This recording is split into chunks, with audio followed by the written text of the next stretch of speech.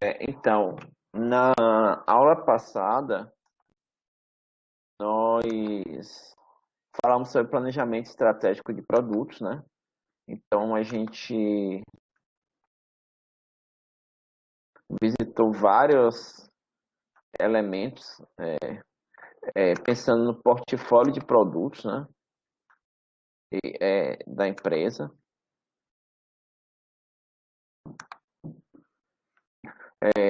Quais são os critérios que a gente escolhe para a produção de um produto,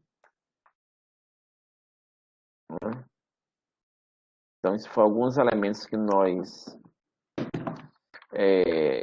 pensamos em tipos de projetos, né?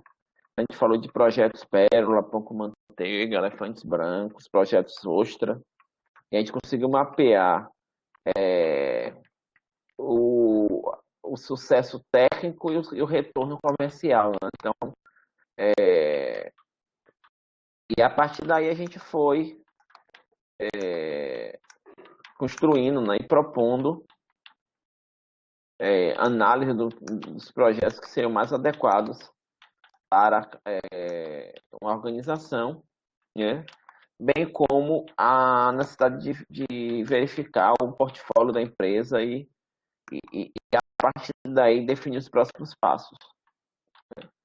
Como resultado do planejamento estratégico dos produtos, né, você pensar o que você vai fazer, nós temos as minutas de projeto e aí a gente entra no planejamento do projeto em si, que é a etapa ainda de pré-desenvolvimento, né? E a gente tem uma série de questões importantes nessa etapa, onde nessa etapa, a partir do portfólio de produto, da proposta de cada um, vai sair um plano de projeto, um planejamento desse projeto que vai guiar o desenvolvimento e o pós-desenvolvimento de cada projeto. Bem, e isso envolve uma série de processos e áreas, né? Se a gente falar aí do PMI, que é o processo de gerenciamento de projetos de acordo com o PMBOK, a gente tem processo de iniciação, planejamento, controle, execução e encerramento em si. E a gente entende o projeto sempre como um empreendimento com começo, meio e fim bem definidos, seguindo o planejamento estratégico. Então, o planejamento estratégico dá um norte do que você quer fazer no mundo, quais são as contribuições que você quer dar no mundo e cada é, área que você vai contribuir, cada produto que você vai propor vai estar abarcado num projeto distinto, certo? Bem, e com o objetivo claro de criar um produto ou um serviço bem delimitado. É importante a gente frisar a diferença que processo é algo contínuo e repetitivo, as metas são atualizadas periodicamente, um projeto ele tem uma linha de tempo, é temporário, ocorre de forma única, você tem metas únicas de desenvolvimento, né? E uma coisa que a gente vai ter na construção de projeto é os interessados do projeto, que a gente chama de stakeholders ou partes interessadas. Isso vai abranger desde a alta direção,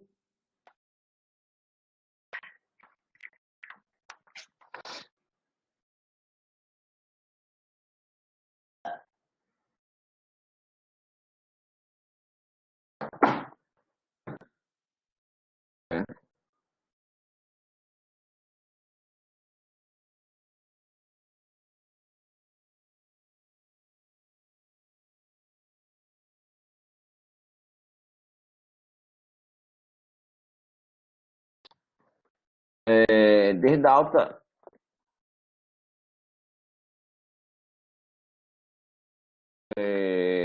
direção até as equipes técnicas, comerciais, os principais clientes da organização. Então, a gente tem que envolver essas partes interessadas na construção do projeto. Eventualmente, a gente vai envolver fornecedores. E aí nós temos diferentes momentos de comprometimento do fornecedor com um determinado projeto. Os fornecedores mais estratégicos, eles vão estar atuando desde o começo do planejamento do projeto, que a gente pode dizer aí, são chamados parceiros de risco e co-desenvolvedores, e desenvolvedores de commodities, de coisas que você pode chamar qualquer um pelo menor preço, a gente vai envolver nas etapas finais, né? Então, isso é importante ter um delineamento de quando cada fornecedor vai estar envolvido. A gente deve definir um escopo claro de projeto, né? O projeto, ele tem um escopo que caracteriza o produto, que é o produto, as funcionalidades que a gente espera desse projeto, assim, para que serve ele. E essas definições permitem que todos os envolvidos tenham na clara compreensão do que é fornecido ao cliente. Então, isso é uma coisa importante a gente tem que perceber. E uma coisa importante também é a gente entender o que é o escopo do produto é aquilo que você vai entregar, mas o projeto é algo mais abrangente. Você tem um conjunto de tarefas e trabalhos que são executados para construir e integrar o produto. O escopo do projeto inclui uma descrição sucinta do escopo do produto. Então, o projeto é algo maior e uma das coisas que você vai entregar no projeto no escopo do projeto é o escopo do produto. Certo?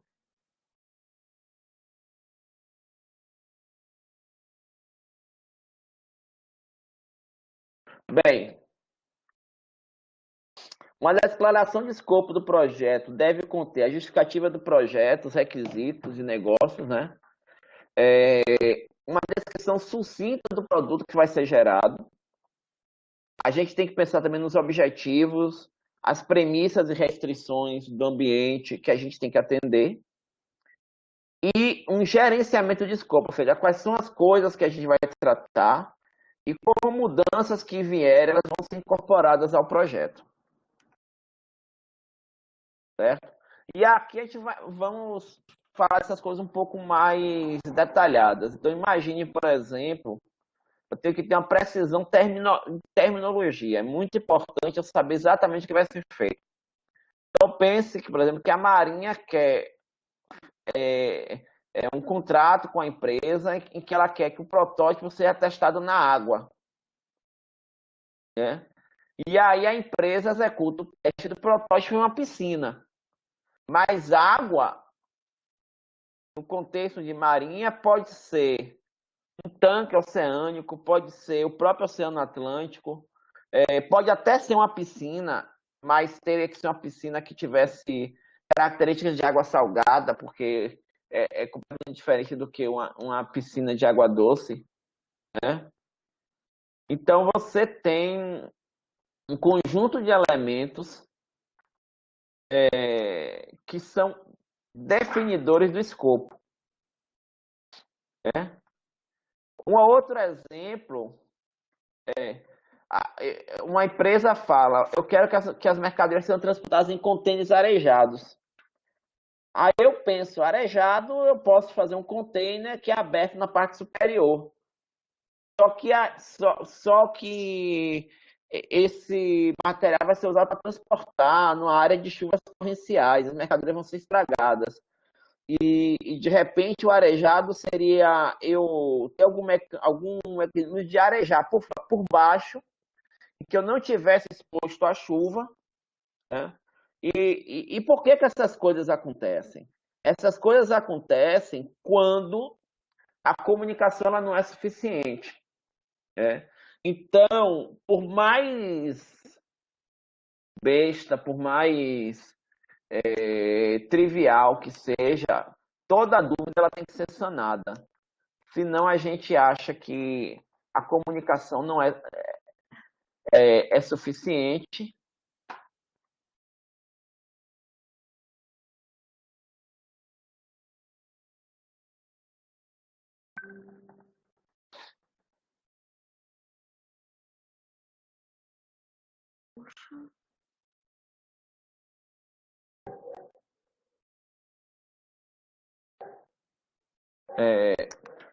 Então você tem essas pessoas que você tem que ter essa comunicação completamente destrinchada. Os detalhes têm que ser claros, né? Do que você quer, do domínio de aplicação. Se você vai trabalhar, você está propondo alguma coisa, um domínio de aplicação que você não conhece, você tem que tirar todas as dúvidas.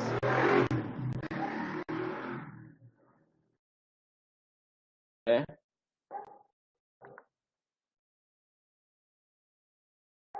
Então você tem que tratar todos os detalhes de onde você está, do que você está trabalhando.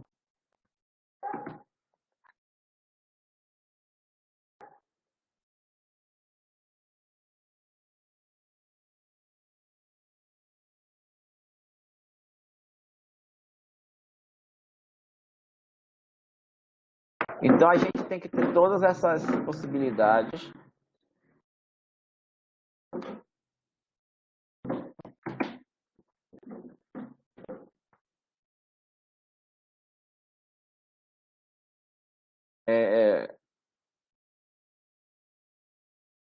Uma outra coisa importante é você ter um checklist do escopo de projeto. Na verdade, você tem que traçar o desenvolvimento de projetos de forma mais metódica possível. Então, você usar algum documento que ajude você a não ter esquecimento para preparar o escopo. Então, matriz de responsabilidade. Se você tem uma equipe, o que é que cada pessoa na equipe vai fazer? Né? Em que etapas ele vai ser responsável, ele vai precisar ser informado, ele vai dedicar o tempo, qual o tempo que ele vai dedicar.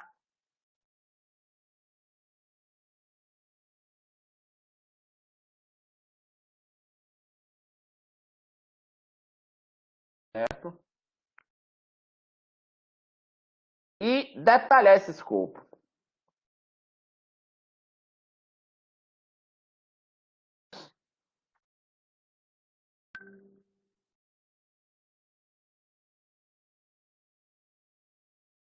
Eu preciso usar mecanismos que detalhem o projeto, decompõem o projeto em partes menores. Eu gosto muito do termo deliverables ou entregáveis dos subprodutos. Então, eu sempre digo o seguinte, gente, tenha em mente que se você for construir uma casa e seu único checkpoint for casa construída, você tiver um ano para construir essa casa, pode acontecer vários pequenos atrasos, né? E você não vai perceber isso. Você não vai perceber.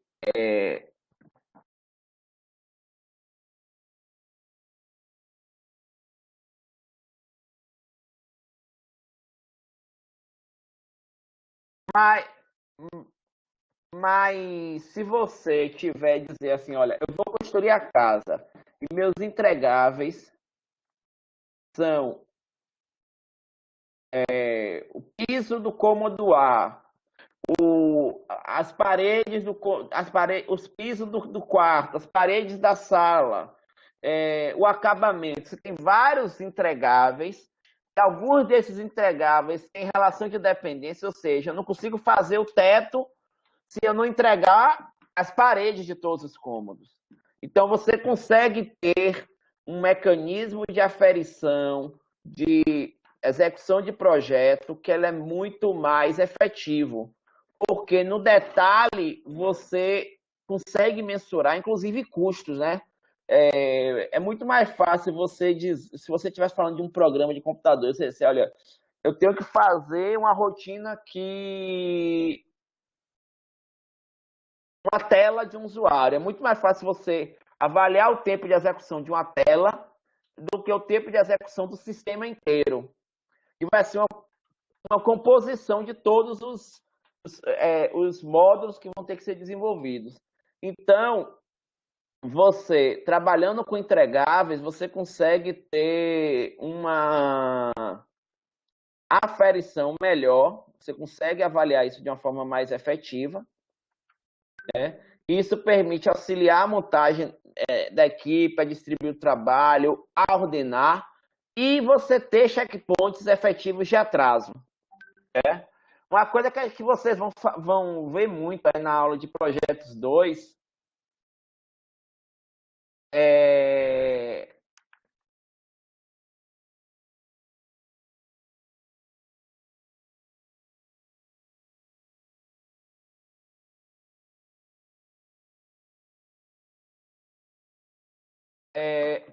a gente trabalhar com métodos ágeis de projeto. E uma das coisas. E por que métodos ágeis de projeto? Porque métodos ágeis de projeto se propõe exatamente isso. Eu consigo gerenciar pequenas coisas muito mais efetivamente do que grandes coisas. E tendo checklist, né, a partir dessas pequenas coisas, eu consigo organizar melhor e evitar atrasos. Né?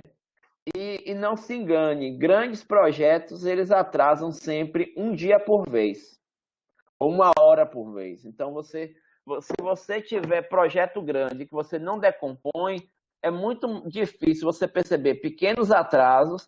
Esses pequenos atrasos vão se acumular e efetivamente o que você vai ter no final vai ser um grande atraso e um projeto que não vai ser entregue no tempo devido. Então, isso é muito importante a gente perceber isso.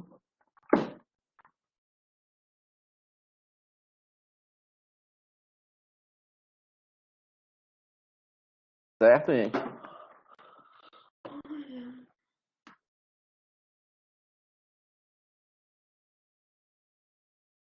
Então, a gente pensa aí no que a gente chama de decomposição de elementos. Então, eu penso nos produtos do meu projeto. Né? Os projetos vão ser projetos de conceito, de especificação do sistema, uma série de coisas. Cada produto eu vou desdobrar em resultados tangíveis, em coisas que eu possa mensurar, observar e avaliar, que são os entregáveis. Entregas e resultados importantes. E a partir daí eu vou pensar em um conjunto de atividades que precisam ser feitas para a obtenção de um deliverable ou de um produto do projeto. Então, eu vou... Imagine que eu tenho aqui como um projeto. Eu tenho que pensar na especificação de um produto e aí eu vou ter... Esse é o meu produto do projeto, a especificação de um produto que vai ser desenvolvido. E eu vou ter, para pensar nessa especificação, um documento de requisitos, uma homologação dos requisitos, um projeto conceitual, indicando quais são os elementos técnicos que vão ser desenvolvidos, um protótipo desse produto, a documentação de um sistema, e aí eu vou ter, eventualmente, alguns pacotes de trabalho. Então, para eu documentar, eu vou ter que detalhar e eventualmente vou precisar simular isso, um pacote de trabalho que estão associados à construção da documentação do sistema, por exemplo. Né? Então, eu vou pensar os deliverables e para cada deliverable os pacotes de trabalho, as atividades macro que vão ter que ser desenvolvidas para eu alcançar esse entregável.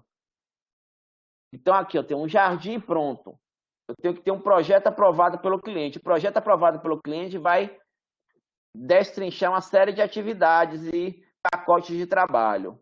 Plantas colocadas. Sistema de irrigação instalado. Cerca construída. Então, eu tenho uma série de entregáveis. Esses entregáveis definem pacotes de trabalho. E esses pacotes de trabalho, você tem um conjunto de atividades associadas.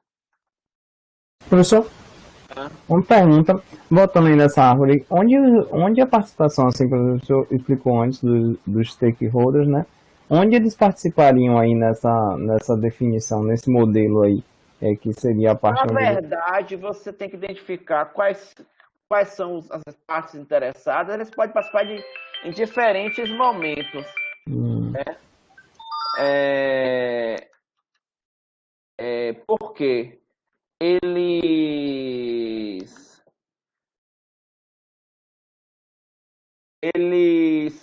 você tem como stakeholders, desde pessoas da área técnica, desde pessoas do marketing. Eventualmente você pode ter como stakeholders, se você pensar, por exemplo, eu tive trabalho aqui de uma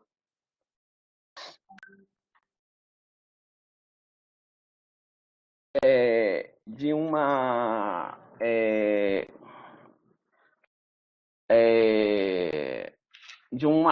um aluno que trabalhou na indústria de petróleo, e a indústria é pequena. Então a necessidade que ele propôs é a necessidade que ela casa com alguns fornecedores, certo? É,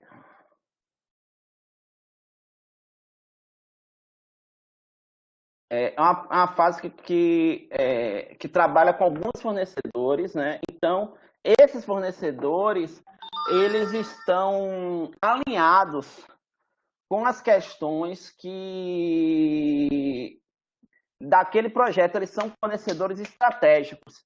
Então, você eventualmente vai trazer eles para a construção da solução, certo? dentro do escopo do produto que o senhor definiu antes, não é isso? Seria Exatamente. isso? Tá, tá bom, obrigado.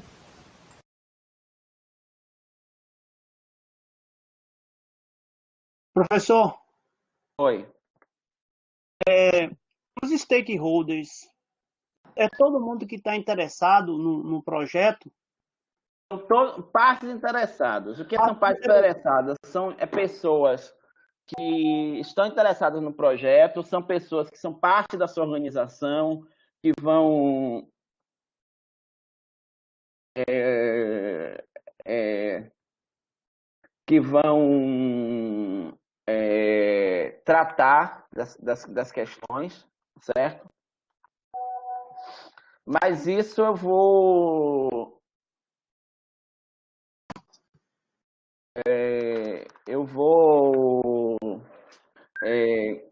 você pode pensar em várias pessoas que atuam na composição do projeto, inclusive na realização do projeto, então, certo? só para eu entender aqui, você entender, voltando aí à construção civil, vamos supor que eu esteja assim, envolvido na construção de uma ponte. Aquelas pessoas que moram ao redor da ponte, elas são stakeholders também? Você vai Essas construir uma pessoas têm que ponte. Essas pessoas vão ser afetadas pela ponte.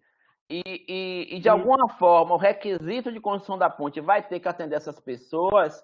Elas também seriam stakeholders, seriam pessoas que você teria que trazer, Muito obrigado. certo? Obrigado, certinho. Ok?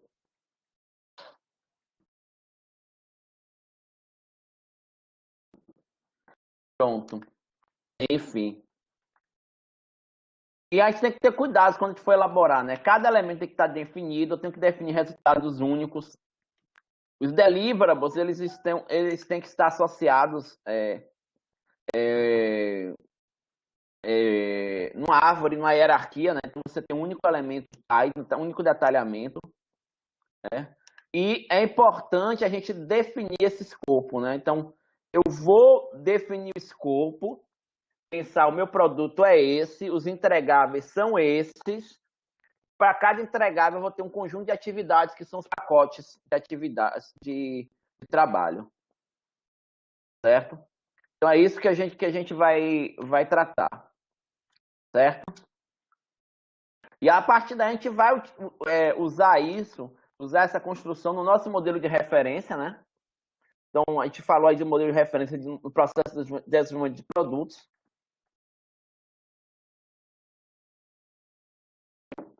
Então, a gente vai atuar desse jeito. Eu vou definir um conjunto de atividades que vão ser elaboradas, né?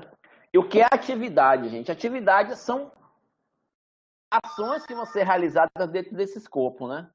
Então, o pacote de trabalho, ele agrupa um conjunto de atividades. Você pode dizer, olha, eu vou desenvolver uma tela, e aí, desenvolvendo daquela tela, vão ter atividades de design, de codificação, de testes, né? Que fazem parte daquele pacote, mas o desenvolvimento da tela é um pacote, né?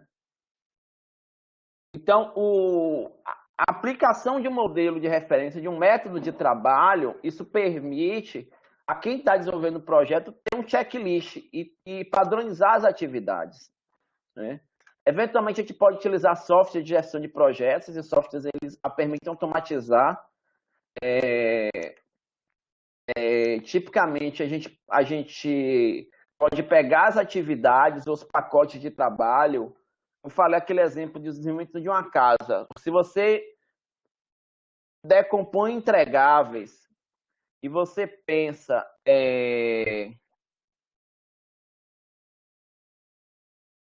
na casa em termos de atividades, você vai ter atividades que elas iniciam depois que outra terminada, atividades que podem iniciar juntas, atividades que devem terminar em conjunto.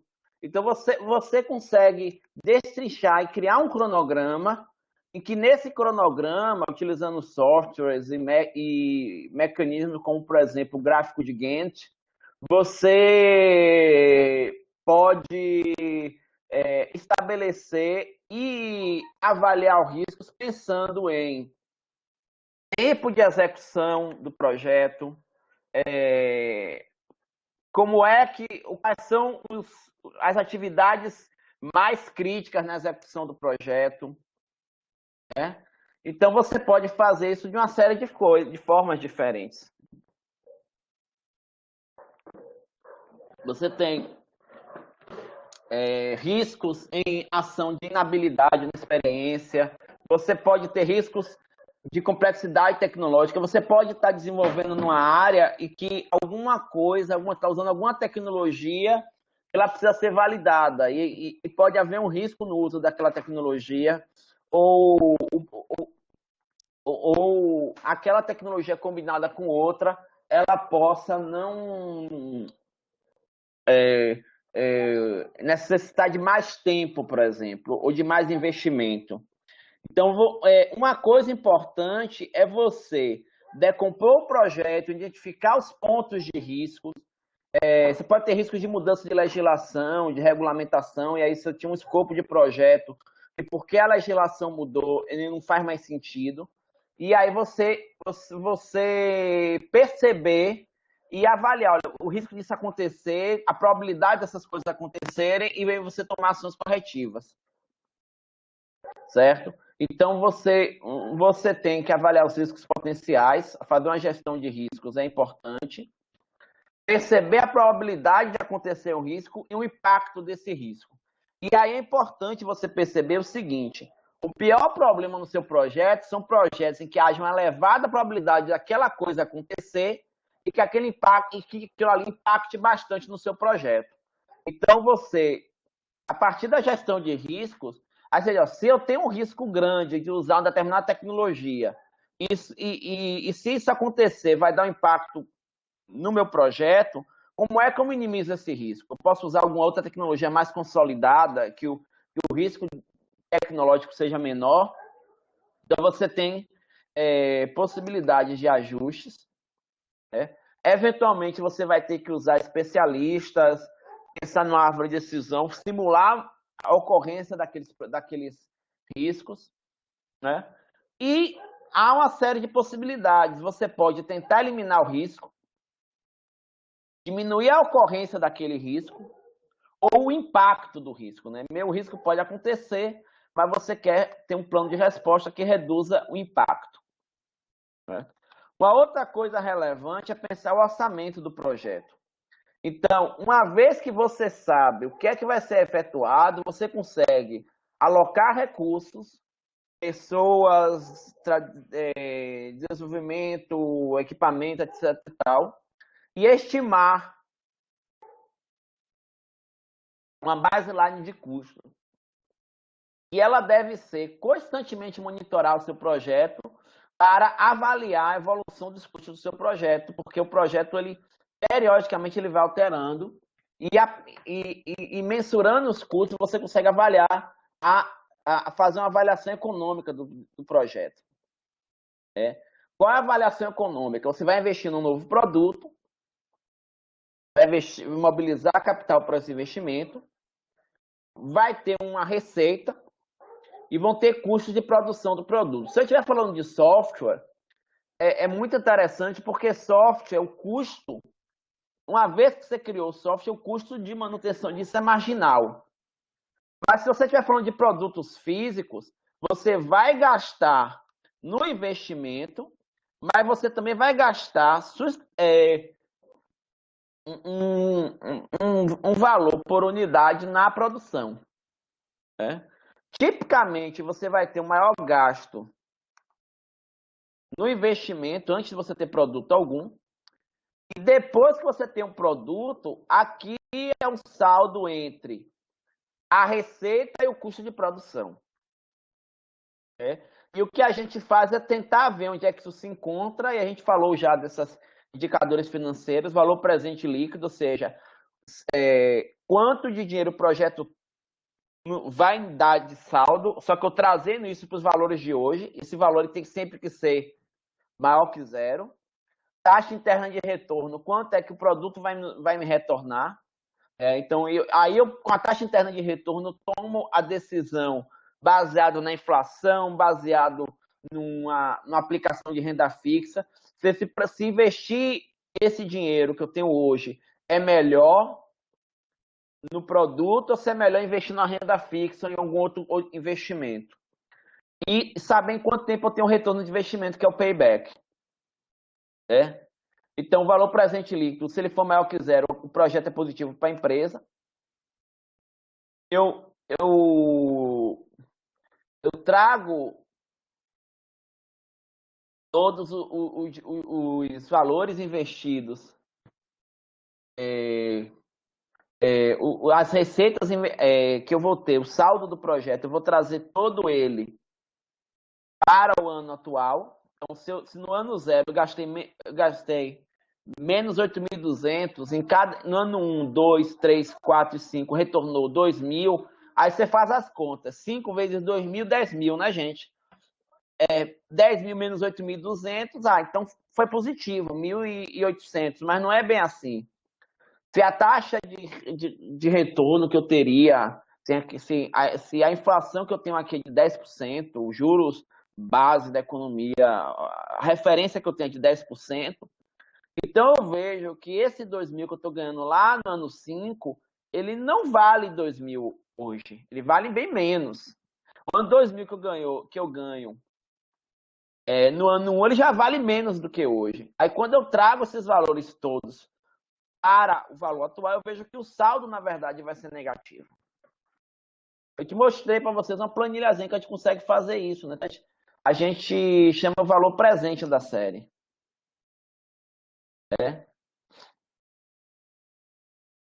Então, mas eu também posso calcular a taxa interna de retorno. A taxa interna de retorno seria, olha, investimento de 8.200, rendeu 2.000 por ano ao longo de uma vida útil de 5 anos. Então, qual é a taxa interna de retorno? Quantos por cento eu tenho de retorno daquele investimento? E a gente faz esse cálculo também, pensando nisso, né? Nesse caso, nossa taxa foi de 7%, mas observe que a nossa referência de juros aqui é de 10%. Como a nossa referência de juros foi maior do que a taxa interna de retorno, e na verdade isso tem lógica, porque o exemplo é exatamente o mesmo, então o investimento ele não é rentável. Vale mais a pena eu deixar aplicado em alguma coisa que me dê 10% ao ano. Então, e eu também consigo fazer o cálculo do fluxo acumulado. O fluxo acumulado eu vejo qual é o retorno de investimento, o payback vai ser no ano 4. E cada um desses métodos, eles são interessantes para a gente mensurar quão bom é o desenvolvimento daquele produto. Essa análise financeira, ela acompanha todo o ciclo de vida do produto. Eventualmente, o produto ele muda, certo? E a gente vai ter isso durante todo o ciclo de vida. E basicamente o que eu tenho, gente, é isso. Eu tenho um investimento acumulado em determinado momento. Quando eu comecei a produzir, o investimento parou, né? E aí eu começo a ganhar com as vendas, né? Eu tenho as vendas, eu tenho um custo, e o que eu abato vai ser esse lucro. E o que eu vou ter que somar efetivamente, eu vou ter que ver quanto é que o lucro acumulado bate o meu custo, e a partir daí eu tenho lucro efetivo. Só que esses valores todos de saldos eu tenho que trazer para o tempo zero para ter o valor presente líquido, para saber se o investimento se o produto é rentável. Eu também posso definir indicadores de desempenho, né? Então eu vejo trade-offs, eu vejo quanto o meu produto está atendendo em termos de qualidade, custo de desenvolvimento, tempo de mercado, custo total, custo real do orçamento. Eu tenho que ter indicadores para mensurar. Nada que não puder ser medido pode ser avaliado. Então, medir e avaliar é algo extremamente importante. Outra coisa importante é te pensar em plano de comunicação, né? Eu me comunicar o que é que eu estou desenvolvendo. Pensar o que é que eu vou fazer, quais são os tipos de interesse que são desenvolvidos, quais são os padrões, conteúdos. Definir que coisas que vão ser adquiridas, quem vão ser os fornecedores para o projeto, certo? E, eventualmente, eu vou ter momentos em que eu vou ter que fazer uma análise se eu vou construir ou comprar, se eu vou fazer internamente ou terceirizar, por exemplo. Há coisas em que vale a pena eu terceirizar, há coisas em que eu vou ter que fazer internamente. Então, isso é uma análise que é muito caso a caso.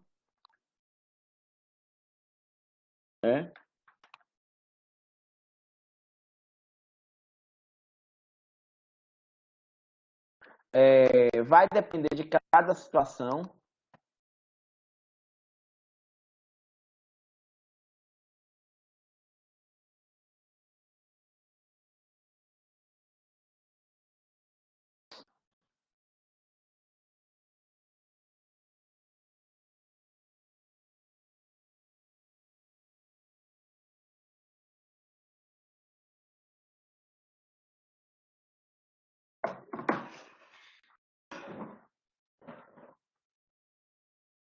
Certo? Então, eu vou ter que pensar nessas questões. Eventualmente, eu vou ter que ter alguns mecanismos, aí isso vai depender muito da organização que trabalha, né, para adquirir, avaliar, selecionar fornecedores. E a seleção de fornecedores vai depender muito do que vai ter sendo comprado e qual é a percepção disso no seu projeto. Vão ter serviços e produtos que não se acessam ao seu projeto, que eles são commodities, então o que importa para você é preço, porque todo mundo faz mais ou menos igual, e vão ter coisas que são estratégicas, que eventualmente, inclusive no planejamento, você vai ter que trazer o fornecedor para atuar contigo. Então, se você estiver falando na indústria aeronáutica, você vai estar falando de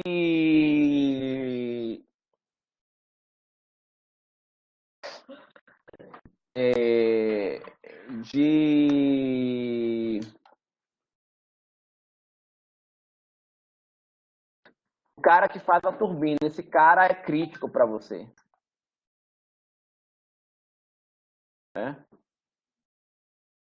Então você vai ter que trazer esse cara que faz a turbina, o cara da Boeing, ele tá lá, contratou o cara da Rolls-Royce, que é o pessoal que faz a turbina, a trabalhar no projeto, porque é só da Rolls-Royce é crítico no desenvolvimento do avião, porque o avião, se ele não tiver uma turbina alinhada com toda a especificação dele, o projeto ele não vai se consolidar. Então, você tem que trazer os fornecedores críticos, eventualmente envolver no desenvolvimento do produto. E a gente vai preparar o plano de projeto tendo em vista todas essas questões, né? Então, eu vou declarar o que eu vou fazer, o escopo do meu projeto, estimativa de prazos, recursos, custos, responsabilidades, né? Questões que eu tenho que resolver. E, eventualmente, eu vou ter que passar a avaliação desse projeto, né? Até a entrega dele no mercado. Então, quais são as perguntas, o que é que eu tenho que ter como perguntas para o produto e para o projeto? As características escolhidas para a definição do produto são suficientes? As metas de cada cliente foram definidas? Quais são os interessados do projeto? Qual é a equipe de desenvolvimento? Qual a responsabilidade? Quais são os itens? Quais são os objetivos e metas principais do projeto? Foram identificados todos os deliverables?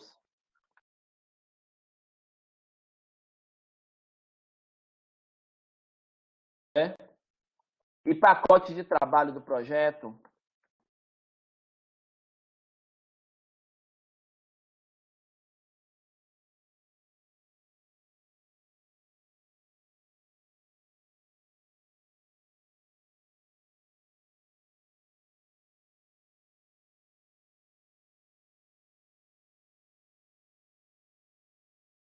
As atividades foram programadas com prazos, esforços e recursos.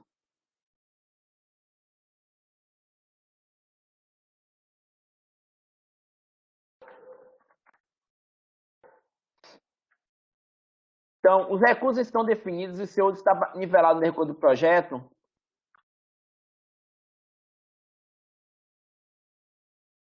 Então, isso que vocês vão ter que fazer, gente. Análise de risco, análise de viabilidade econômica. Os índices financeiros são superiores aos dados de atratividade. Análise de sensibilidade. Se ocorrer mudanças, imagine, por exemplo, que você tem um projeto que depende muito de um item que é importado, só que seu mercado é nacional. Então, se houver uma mudança brusca do dólar, como é que isso impacta no seu projeto? Então, você tem que fazer análise de sensibilidade. Aprovar. O projeto vai ser aprovado a partir dessas análises e vocês vão entregar o produto a partir o produto, o planejamento do projeto envolvendo essas questões. Eu coloquei aqui, gente,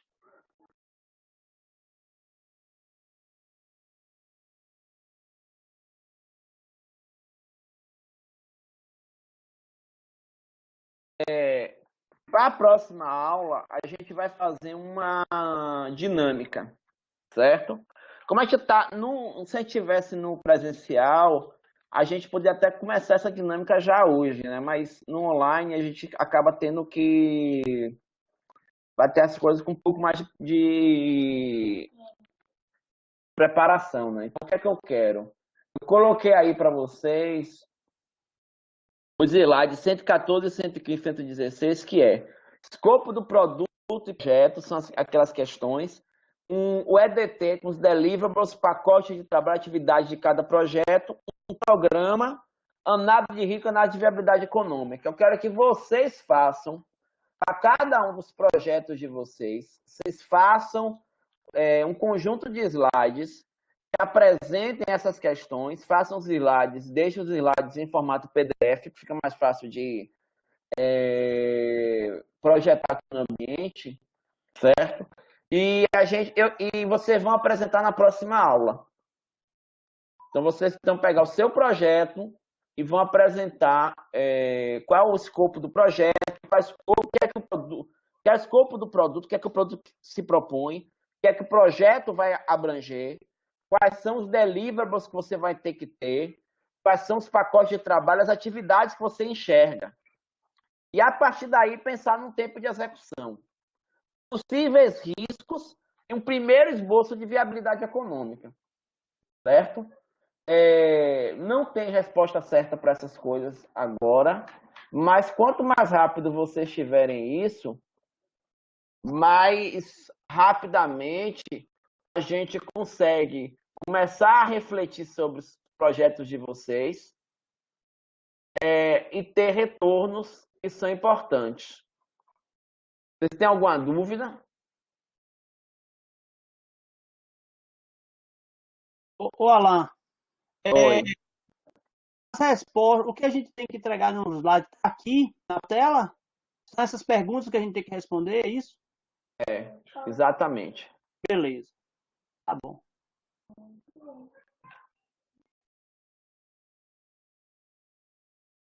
Alguma questão, gente? Professor, trabalho que não tem, projeto que não tem programação para comercialização, mesmo assim tem que fazer análise da viabilidade econômica? Tem, porque é o seguinte, o projeto ele vai ter um custo, né? Certo. O projeto tem um custo. Como é que você vai... vamos supor que você vai viabilizar esse projeto através de um edital, de uma ONG, uma coisa assim. Então, você tem que ter um custo, algum mecanismo de viabilidade daquele projeto. Não existe projeto de custo zero. Entendi. Até a finalização dele, o custo até a sua finalização. Entendi. Exatamente. Não tem projeto de custo zero. Certo? Obrigado. Ok? Professor, tá me ouvindo? Sim. Ah, tá. É o seguinte, deixa eu ver se eu entendi. A gente vai pegar o nosso projeto que a gente propôs no programa e vai responder essas perguntas? Vai responder essas perguntas. Perfeito. E apresentar individualmente na aula que vem. Perfeito? Exatamente. Perfeito. Em forma de slide, como é que vai ser? Em forma de slide. Certo. Perfeito. Obrigado. Ok? Professor, tá me ouvindo? Sim. Eu perdi o link daquele drive onde estavam os materiais. O senhor poderia enviar para a gente novamente? Eu acho que alguns dos colegas de vocês devem ter isso, não? Se alguém tiver aí fácil. Eu tenho aqui, vou botar aí no chat aí. Uhum. Como eu consigo ter acesso às aulas gravadas?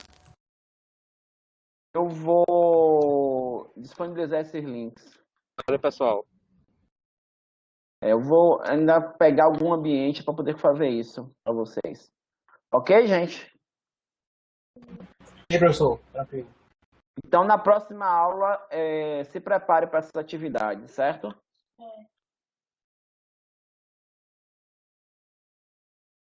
O tempo, professor, o tempo de apresentação de cada um, mais ou menos? 5 minutos. Tá bom.